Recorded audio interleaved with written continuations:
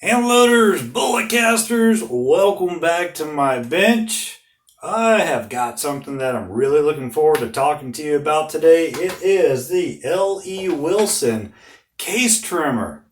There's a lot of really good stuff about it. There's also a couple of things that you might want to know before you fork out some of that coin to get into it, because I really don't think it's for everybody, but I think most of you will find a place for it on your bench and absolutely love it. But before we get into all that, I want to give a couple of shout outs real quick. One, I want to thank JH586 over at the Georgia Shooting Connection, who once again I had another great live stream with, and there were some internet problems on my end, so it was kind of hard for me to participate how I wanted to. If you're not familiar with the Georgia Shooting Connection, then I want you to go check them out. It's ran by JH586. And I want to do a special thanks to Kyle Lusk, who did an outstanding job of filling in for Mr. Jamie while he was away. So before we get super deep into this trimmer and what it can do, I want you to understand I picked up this trimmer probably 10 years ago. Well, I didn't really pick it up. It was given to me as a birthday present by my dear sweet bride. And there are certain ways you can have it set up. I was fortunate enough I was able to get it with all the bells and whistles that were available at the time. Well, almost all of them. And that included this base here, which is, the pretty much the base part of the trimmer. The stand that I have it mounted on is optional. So a lot of people will actually buy this trimmer without the stand, and you can actually just mount this gently into the jaws of a vise and use it just as efficiently. I felt like the stand would be a good thing. To me, this seemed like something that I would keep forever and ever and never grow out of. And I really felt like it needed its own proper setup. Okay, now it has a micrometer setting. Let's see if I can get you a little bit better detail on it. So now let's take a look at that micrometer. That is set up so that you can adjust your cuts by the thousandth of an inch. Okay, so that is some pretty extreme precision for some of you that are just kind of new getting into hand loading and you haven't dealt with measurements like that. And just to give you an example, I'm going to back this out, see if I can do this without having camera problems. This little sheet of paper, it's measuring, right at close to pretty much 4/1000ths of an inch. And we all know how thick just regular old printer paper is. So we are making adjustments that is a quarter of the thickness of this. And really and truly, if you're careful in your adjustment and you're careful in your technique, you could probably even take it in less than 1/1000th of an inch and have pretty good accuracy.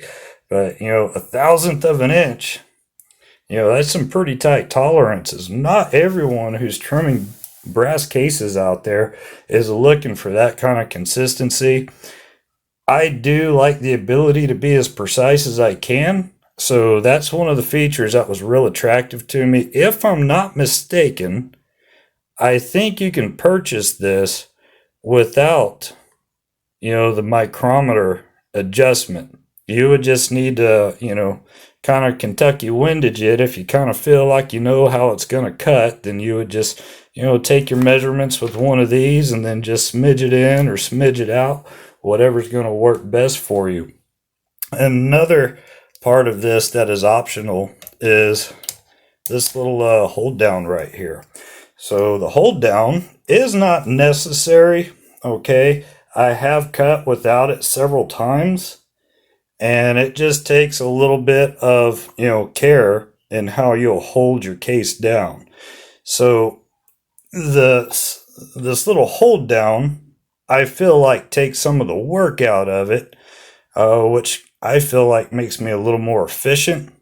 But I don't think it's totally necessary. If you're not familiar with it at all, then you'll need to kind of see the adapters, because you can't just buy the trimmer. You're also going to need basically some adapters here, and they're not cheap either, but they're well worth it. So what I'm going to do here in this video is I'm going to show you how to use these, and also the technique that I use to try to get the best accuracy possible. So right here on the right side, this is the stock cutting blade, the stock cutter. It's just good, nice, sharp, hardened steel, and that's what your L.E. Wilson trimmer is going to come with. Let's see if I can pull it out of here. Pardon the camera shake. I don't have 3 arms. I wish I did sometimes, but this is the blade, and I've got it covered with a little bit of rig, rust inhibiting grease. Let's see if it'll focus in on that. Yeah, but it's a very good blade. I went ahead and decided not too long ago, I was making a lot of little upgrades here in my reloading bench. It's been kind of tough getting some things lately, and I just kind of feel like, if you're gonna get something, if you're able to get it now, it's probably a pretty good idea, because the availability of a lot of things like this is just becoming more spotty over time. So the optional blade is this nitrate coated, and I found that it works very well. It's very sharp. It holds the edge real well that I can tell so far, and I've been real happy with the cuts that it leaves. I did start noticing that I was getting quite a bit more of a burr left over on my cases with the stock one. And I'm going to talk a little bit about why I think I got that, so that, if I made a mistake, maybe I can share it with you so you don't end up making the same mistake. So I'm going to try to get this, set up with this camera right here, because I really want you to get a good shot. Okay, this is, well, some of you already know that I've got a project working in progress right now for 7.62 by 3.9, shooting cast bullets through a CZ527 bolt action rifle. So this is a cartridge I've been fooling with a lot and doing quite a bit with. This is an old case that I really don't care if I mess up or not, so I'm going to use this one as an example. I like to have a nice soft little lead ingot right here just to kind of help. Now what this adapter does is it's going to hold it to the cutter, and one thing I like about this design is the concept right here is that it supports the case very similarly to how it should be supported in the chamber. And I think that's probably the ideal logic. So there's nothing else that's holding this thing. And what you don't want to have happen is when you start cutting that case mouth, you don't want the case to just start spinning. See if I can get you a close-up here on this L.E. Wilson. And it's got the 7.62 by 3.9 down there. Kashmir, Washington. Any of you guys from there? If you are, I would love to hear if, you ever went on a tour of the L.E. Wilson, factory. I don't even know if that's a good term for it, the shop. Definitely the shop. A couple of little taps just to help keep it set in place where it needs to be, because we don't want this case just spinning. Now, one thing to keep in mind, and most of you guys who are into reloading and into getting the best accuracy possible already got a good handle on a concept of consistency. So you need to develop a rhythm, a consistent rhythm with this machine. And that's basically what it is. It is a machine, so that you can continue to get the same results over and over. So I'm going to just see if I can switch this over to a slightly different position so I can get this case cut. Right, here she is. One thing I do is I keep the writing, the engraving up, just for consistency purposes. Go ahead and turn this sucker in so that it'll support it. Now, I always make sure to turn it in that way. And all my movements here, I want to see that this is pressed against this adjuster back here, because that's what's going to support it. That's what's going to determine the length of the case, because this blade here is going to come to a stop. It's not adjustable. You can push it a little harder than normal, and you will find yourself making a deeper cut. I'm going to see if I can get a close-up in on this camera.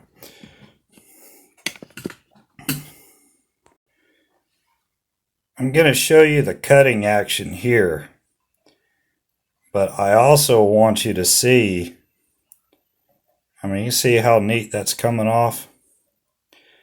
But I also very much want you to see my technique for turning this cutter.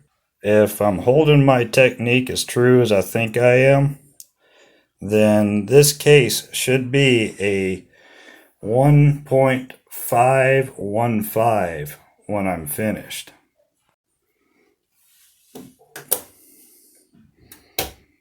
Another tip is I always try to keep the blade out. I never want the blade to run backwards against the case. I don't know if it makes a huge difference, but I know with reamers and that sort of thing that can be very problematic. That's a certain way to dole out and destroy a high dollar reamer. Never turn a blade backwards, never drag a file backwards. All you're asking to do is dole it out. So here I'll use this to just kind of tap it off.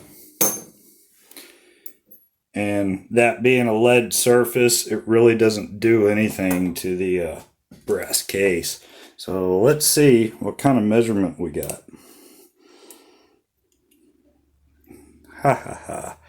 Look at that. I said 1.515, and I'll be doggone, I believe we got that. I'm not sure how good that's showing up. There it is. 1.515. And that is a very nicely cut case. One thing I like about this nitride cutting blade, nitride coated blade, is I really don't ever notice a burr being laid up on it. And those burrs have to come off. So you got to have the little deburring tools, otherwise this can cause you some issue. So if you saw earlier, that's why I had this little Lyman case out right here. It works really well, and I'm pretty happy with it. I don't know where some of these products are made. Some of this stuff I'm starting to see from Lyman and RCBS, unfortunately, is starting to come out of China. And that really bugs me. But there's not a whole lot we can do about it, other than maybe write the companies, or, we vote with our wallets too.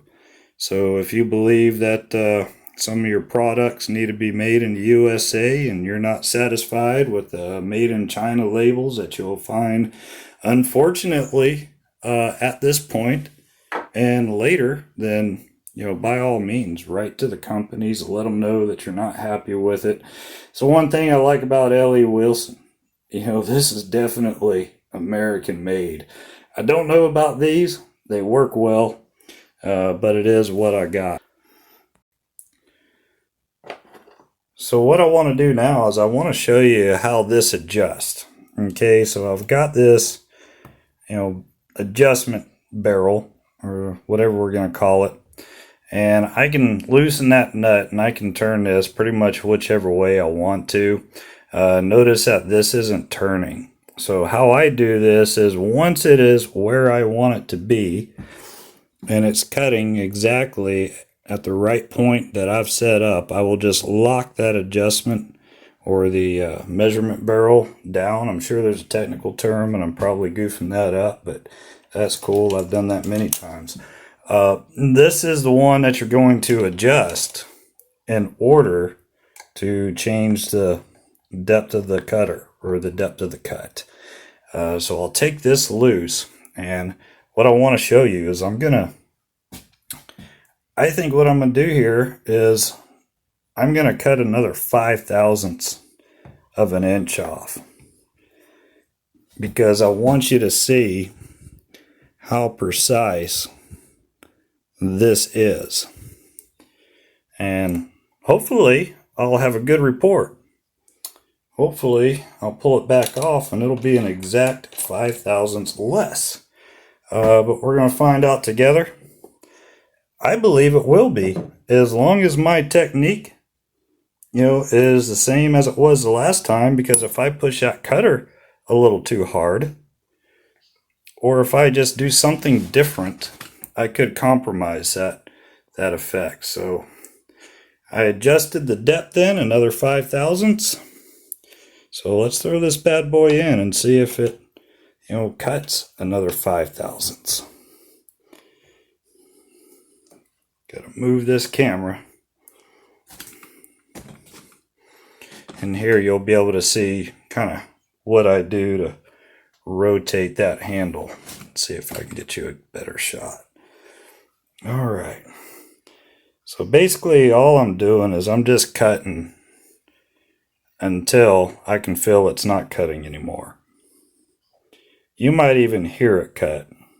Once you hear it stop cutting, and you can pretty well know that you've pretty much cut all you're going to cut, unless you start pressing harder or something like that, because you will cut it another 1/1000 of an inch just by the amount of force that you add to this cutter. But I think that is pretty much it. I'm going to take this back off. Now, let's see what we got. So 1.510 is what I'm looking for. Look at that, guys. That's a beautiful thing. That is a beautiful, I love precision. Unfortunately, I don't think I'll ever be able to shoot as accurately as my tools will allow someone to. So one of these days, I'm going to have to get one of these top shooters out here to just meet the potential of what tools like this can do. So the next case that I want to show you how to set up on this trimmer is this 44 Magnum case. Now, this is pretty much going to be the same procedure for every revolver cartridge out there, every rimmed cartridge out there. Headspace is, right back there. And so it's pretty friendly on the trimmer. Now, some of you might be interested in trimming a 45 ACP case. Well, there's a lot of thoughts on that out there, and to tell you the truth, most people that I've talked to include myself, have no desire to trim their 45 ACP cases, or any other case of a similar variety, like your 9mm, your 40 Smith & Wesson. There's really not a rim back there. Headspace is on the case mouth, and the case mouth is what we're cutting.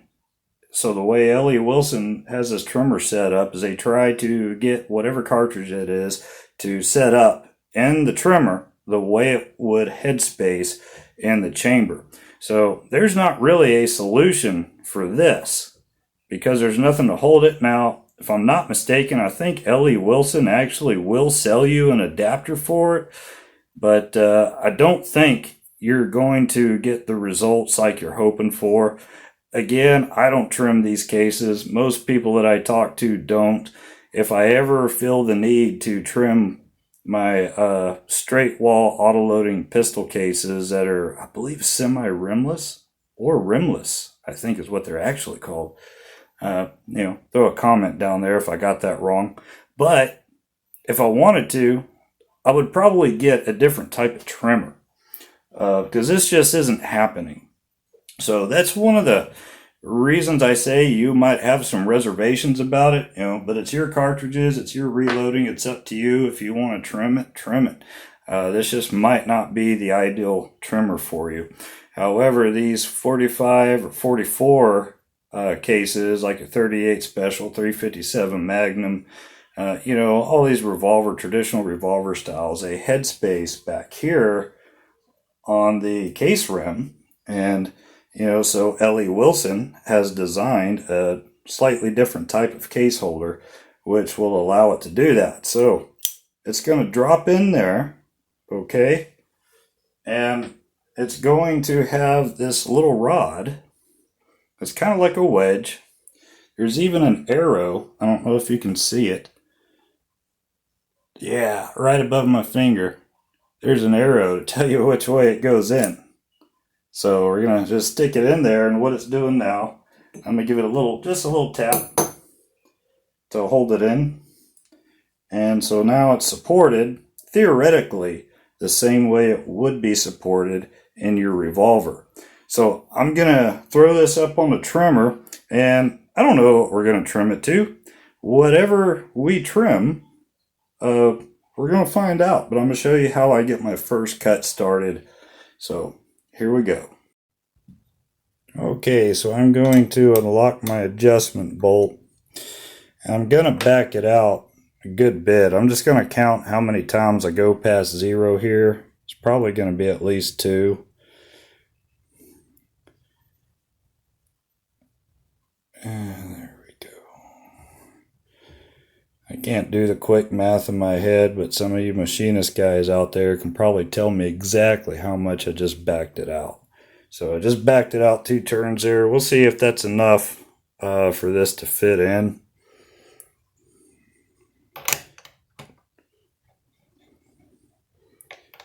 Let's see, and when I use this style, I like to go ahead and preload it down. Well, it's not really preloaded. I just thought about that. It's not at all preloaded. But I like to go ahead and lay this down. And go ahead and, again, turn this on. I got it pretty much the same way every time. So let's see how much. Oh, looky there. We're not cutting anything. So what I'm going to do is I'm going to take this in just until I see some movement in the case from contacting the trimmer. Let me bring you in for just a little bit of a close-up there so you can see it a little bit better. So we're just going to watch for a little bit of movement. You can actually kind of see the gap between the case and the blade. So she's coming in. That gap is closing. There. I can hear it. I can feel it. You can also see a little bit of brass coming off. Okay. So I'm going to note exactly where my trimmer is set. And I will take it in a little bit more. Again, you don't have to have the handle. Sometimes it's in the way. So if we take a look at this, we can see that it cut most of it, or some of it, but it didn't actually, I don't think it actually cut 360 degrees around the case. That's because the case mouth isn't true. So what I'll do is I'll just back it in. I'll bring that cutter right in where it belongs, a little bit closer. Let's see. Here, we'll just turn it a good bit. That way we're going to know we're going to get a good cut.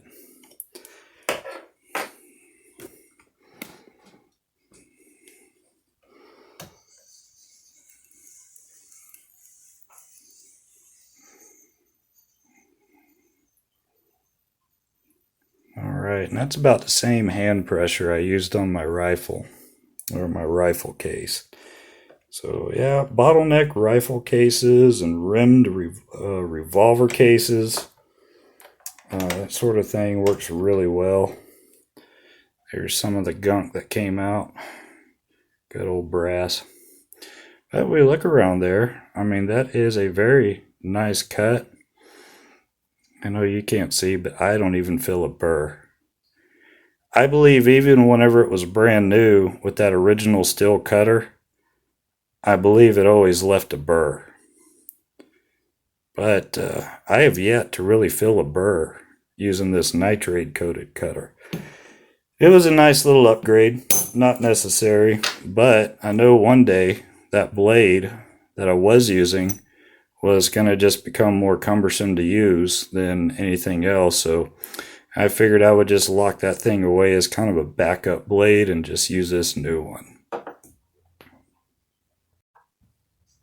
So back onto the topic of the blade that I'm using here.